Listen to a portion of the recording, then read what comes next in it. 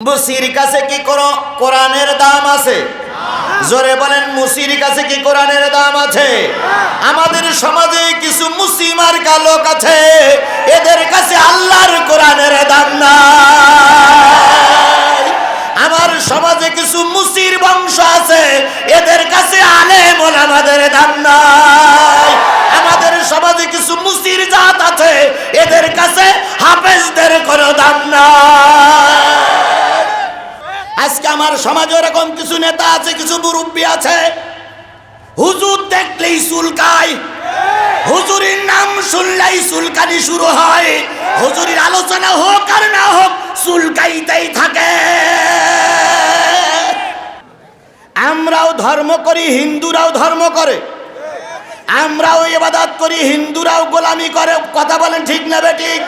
হিন্দুদের পূজা পার্বণে টাকা দেওয়া হয়, হিন্দুদের মন্দির করতে টাকা দেওয়া হয়, হিন্দুদের দুর্গা পূজায় টাকা দেওয়া হয়, আমাদের মাহফিলে কেন টাকা দেওয়া হবে না? আসসালামু আলাইকুম ওয়া রাহমাতুল্লাহি ওয়া বারাকাতুহু। শুকরিয়া আদায় করছি সেই মালিকের, যে মালিক এশার নামাজের পরপরই আপনাকে আমাকে কোরআনের এই মাহফিলে কবুল করেছেন। এই সময়টা মানুষ কেউ চার দোকানে থাকে, কেউ গল্পগুজব করে, কেউ খাবার কাজে ব্যস্ত থাকে। সেই সময় আসছি আমরা কিসের মাহফিলে? জোরে বলুন তো, কিসের মাহফিলে? কোরআনের চাইতে ভালো জিনিস, দামি জিনিস আর পৃথিবীতে কিছু আছে? আরো জোরে বলতে হবে, আছে। সেই দামি জিনিস তাদের কাছেই ভালো লাগে যারা আল্লাহর কাছে দামি। এই পৃথিবীতে যাদের ঈমান আছে তাদের কাছে এই কোরআন ভালো লাগে, আর যাদের ঈমানের ঘাটতি আছে তাদের কাছে এই কোরআন ভালো লাগে না। কথা বলেন ঠিক না বেঠিক? সকলের কাছে কোরআন গ্রহণযোগ্য নয়। ওস্তাদের কাছে ছাত্র জিজ্ঞেস করেছিলেন, হুজুর শায়েখ সবচেয়ে দামি জিনিস কোন জিনিস? ওস্তাদ বললেন, পৃথিবীর সবচেয়ে দামি জিনিস হলো আল্লাহর কোরআন। সবচেয়ে দামি জিনিস কি? আল্লাহর কোরআন। ছাত্র মনে করলো ওস্তাদের কথা বিফলে যায় না, ওস্তাদের কথা সঠিক। তো এই কথাটা ধারণ করেই সে লেখাপড়া করছে। হঠাৎ করে একদিন আসার পথে জুতার ফিতে কেটে গেছে, জুতার ফিতে ছিঁড়ে গেছে। এখন জুতা সারাই করে যারা, তাদেরকে আমরা কি বলি? মুসির কাছে যেয়ে বলতেছে, ভাই মাদ্রাসায় যাওয়ার পথে ফিতে ছিঁড়ে গেছে, জুতা ছিঁড়ে গেছে, একটু সারাই করে দেন তো। এখন মুসি আধা ঘন্টা সময় ধরে সারাই করে দিস। সারাই করে দেওয়ার পরে মুসি বলতেছে, দাও বাবা টাকা দাও। ছেলে তখন মুসির সামনে দাঁড়িয়ে শুরু করেছে, আউযু বিল্লাহি মিনাশ শাইতানির রাজীম, বিসমিল্লাহির রহমানির রহিম, ইয়াসিন ওয়াল কুরআনিল হাকীম, ইন্নাকা লামিনাল মুরসালিন আলা সিরাতিম মুস্তাকিম। ইন্নামা আমরুহু ইযা আরাদা শাইআন আইয়াকুলা লাহু কুন ফায়াকুন। ফাসুবহানাল্লাযী বিয়াদিহি মালাকুত কুল্লি শাইইন ওয়া ইলাইহি তুরজাউন।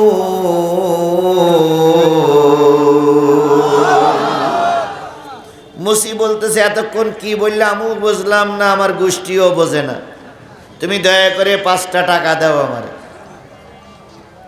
ছাত্র বলতেছে, রে মুসি ভাই,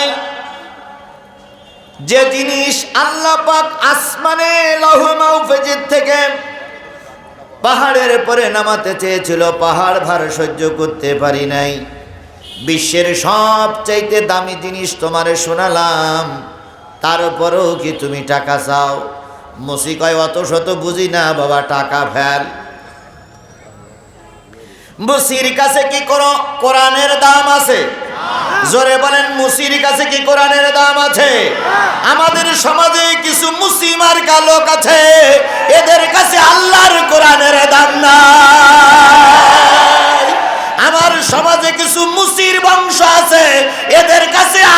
বল আমাদের দাম নাই। আমাদের সমাজে কিছু মুসির জাত আছে, এদের কাছে হাফেজদের কোনো দাম নাই।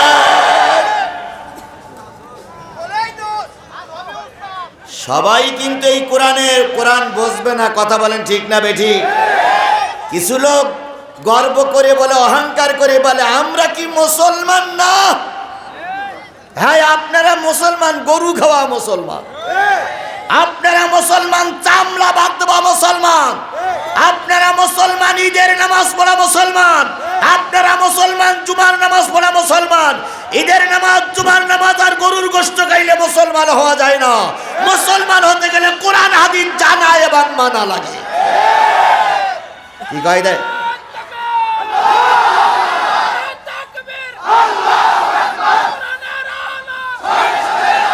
কি কায়দায় বলে আমরা কোরআন হাদিস জানি না? কোরআন হাদিস আমরাও পড়ি। লাকুম দিনুকুম ওয়ালিয়া দিন, বুখারীর হাদিস। এদের কাছে কোরআন গ্রহণযোগ্য নয়, কথা বলেন ঠিক না বেঠিক? ছাত্র কোনো কায়দায় 5টা টাকা মুসির কাছে দিয়ে ক্লাসে যেয়ে বলতেছে, হুজুর যে কথা বলেছিলেন, ভালো আছেন, যে কথা বলেছিলেন সে কথা তো কাজে লাগলো না। কয় কেন? কয় আপনি বলেছিলেন সবচেয়ে দামি হলো আল্লাহর কোরআন, কিন্তু আজকে মাত্র 5 টাকার বিনিময়ে সূরা ইয়াসিন খতম করেছি, তারপরেও টাকা চাই। তাহলে আপনার কথা কিন্তু সঠিক নয়। হুজুর তখন বলতেছে, বাজান রে, আমার কথা সঠিক নয়, আল্লাহর কথা তো সঠিক। কয় কি করে বুঝবো? দামি যদি হলো তাহলে মুসি টাকা চাইল কেন? এবার ওস্তাদ বলতেছে, শোন, তোরে বুঝাতে গেলে আরো কিছুদিন সময় লাগবে। কয় বুঝান আর নাই বুঝান, বুঝিছি কোরআনের চাইতে 5 টাকার দাম বেশি। ওস্তাদ যে কথাটা বললো ছাত্রর মতের সঙ্গে কি হচ্ছে না, মিল হচ্ছে না।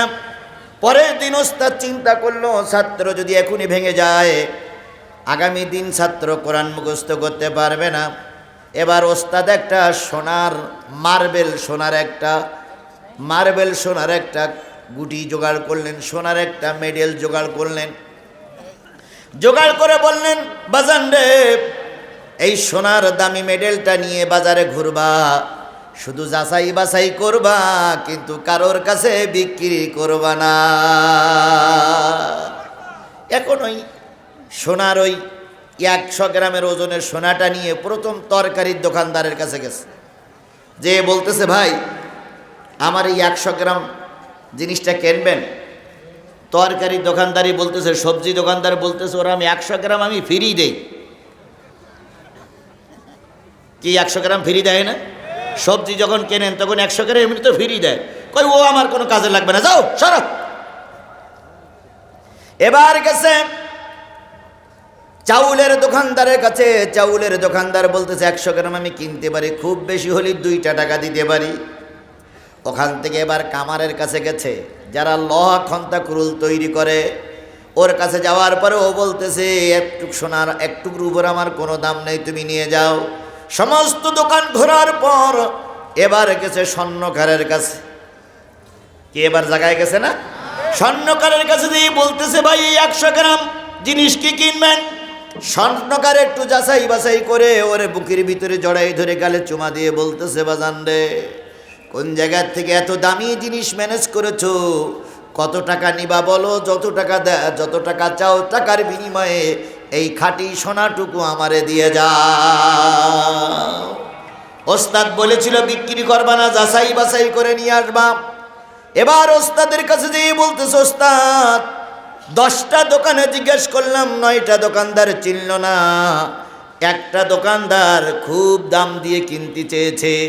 ওস্তাদ তখন ছাত্রের বুকের ভিতরে জড়াই ধরে বলতেছে, বাজান রে, 9টা লোক এই সোনাটুকু চিনি নাই, একটা লোক এই সোনাটুকু চিনেছে, এই জন্য তার কাছে দাম অনেক বেশি। সব মুসলমানদের কাছে কোরআন নামক সোনা প্রিয় হয় না। 9 জনের কাছে অপ্রিয় হয়, 1 জনের কাছে প্রিয় হয়।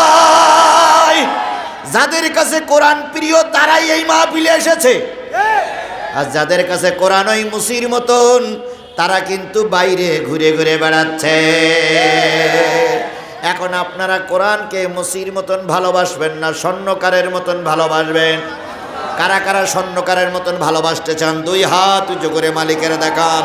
জোরে তাকবীর হবে, নারায়ে তাকবীর, আরো জোরে নারায়ে তাকবীর। হাত নামান। যদি আপনারা স্বর্ণকারের মতন আল্লাহর কোরআনকে ভালোবেসে থাকেন, কোরআনের খাতিরে কোরআনের মাহফিলে একটু কি বসা যাবে? যারা দাঁড়াই আছেন বসার জায়গা কি আছে? আপনাদের এক তিল পরিমাণ দোষ না, দোষ হলো কর্তৃপক্ষর। কর্তৃপক্ষ মনে করেছিল এই প্যান্ডেলের উপরে কোনো লোক আসবে না, তাই না ভাই? এখন দেখা যাচ্ছে প্যান্ডেল ছাড়াও চারিপাশে লোক বেশি হয়ে গেছে, তাহলে এ লোক আমরা বসাবো কোথায়? ও আচ্ছা, বিশাল মাঠ, বসেন ভাই, বিশাল মাঠ, লোক যা হয়েছে, যদি বসার জায়গা না পান দাঁড়ানোর জায়গায় দাঁড়াবেন, তবুও জায়গা ছাড়বেন না ইনশাআল্লাহ। তাহলে কোরআন শোনার সেইটা আমাদের কাছে দাবি। কথা বলেন ঠিক না বেঠিক?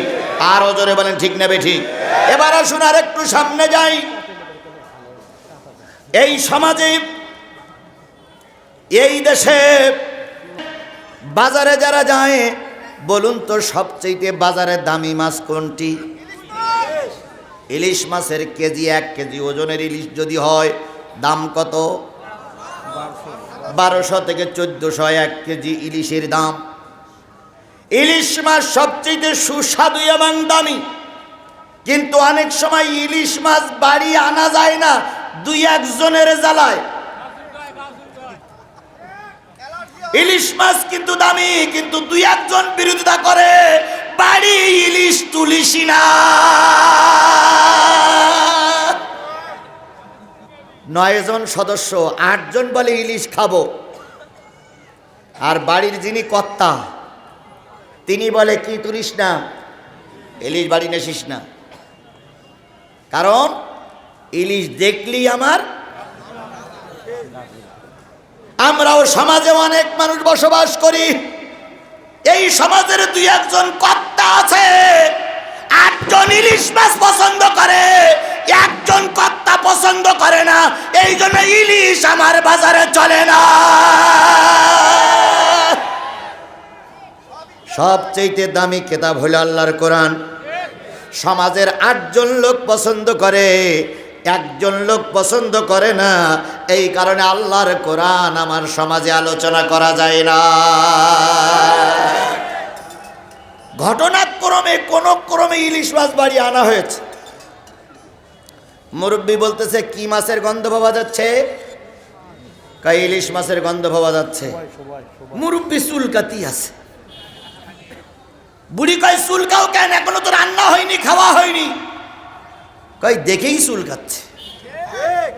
আজকে আমার সমাজে এরকম কিছু নেতা আছে, কিছু মুরব্বী আছে, হুজুর দেখলেই চুলকায়, হুজুরের নাম শুনলেই চুলকানি শুরু হয়, হুজুরের আলোচনা হোক আর না হোক চুলকাইতেই থাকে।